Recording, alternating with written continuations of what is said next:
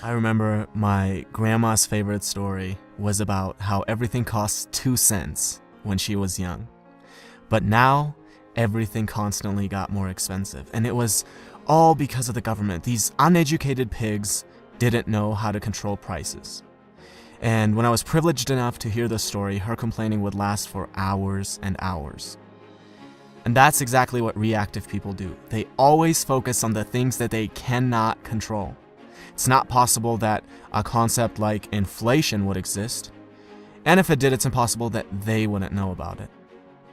On the other hand, proactive people realize, look, even if my complaining were completely objective, it doesn't help me, so I'm going to focus on what I can control. If a proactive person owns a business where he sells a product, instead of focusing on how people these days don't appreciate good products anymore and how the government has horrible regulations, he focuses on how can I improve my product so my customers can't live without it. Do you realize how much responsibility, how much dedication, how much hard work comes along with asking that question? And what do you think our effort minimizing brain is going to pick as default? And that is exactly why most people focus on the things that they cannot control rather than focusing on the things that they can. Habit number 1 is be proactive. Now, imagine you're at a funeral, but this one's different from all the funerals you've ever been to. You're standing over the casket and you see yourself. What do you have to say about yourself? This is one of the most powerful questions you could ask. Are you doing the things in your life which are aligned with what you want to be able to say? Do you want to say that you are a good spouse? If that's the case, how does coming home and instantly being negative towards your spouse affect that? Do you want to be remembered as a person who added value to society? If that's the case, are you doing the things that will allow you to say that, or are you scared of failure and choose comfortable mediocrity instead? Almost every one of us will have to readjust how we live when we ask this question. Habit number 2 is begin with the end in mind. Now, if I were to ask you, what are the most important things to you? The most common answers I would get would be either your well-being or your relationships, your family, your spouse, your children. You would never ever say organizing papers or watching TV. But how many of us spend more time organizing papers and watching TV than planning our nutrition and going to the gym or cultivating a healthy family environment?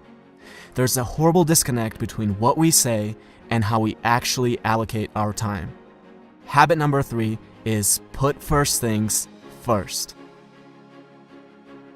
Now, imagine you're an author and I'm an author, and we both write interesting books, and we both have access to an audience of about 100,000 people. I read your book and I love it, so I decide to share it with my audience, and as a result, you now have thousands of people buying your book and reading your ideas.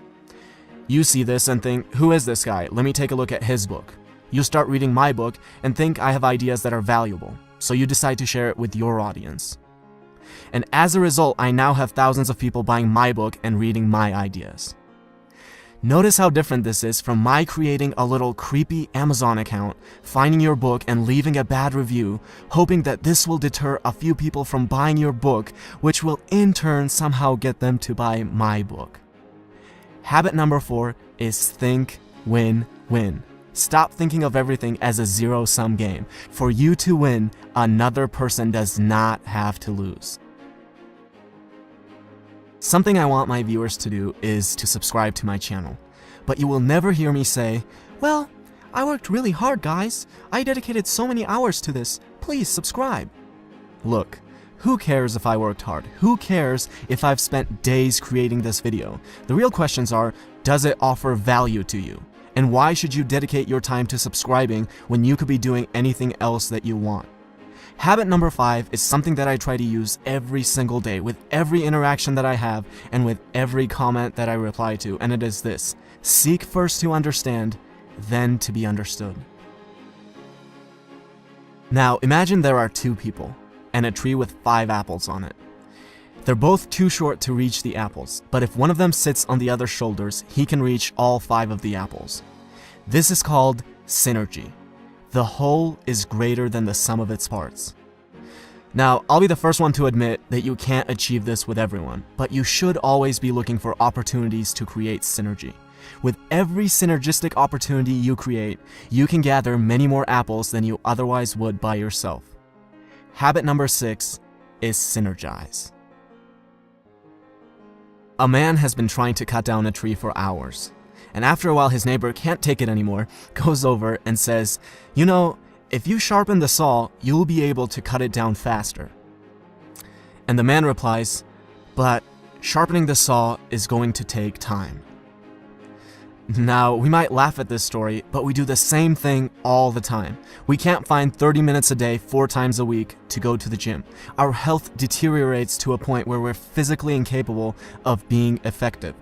We can't read a book for 15 minutes a day and mentally stimulate ourselves.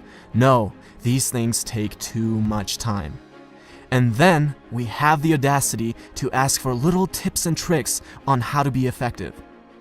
It's like telling your engineer, "Don't worry about the foundation, where can we get the magic bricks that will float in the air?" Habit number 7 is sharpen the saw. And these are the 7 habits of highly effective people by Stephen Covey.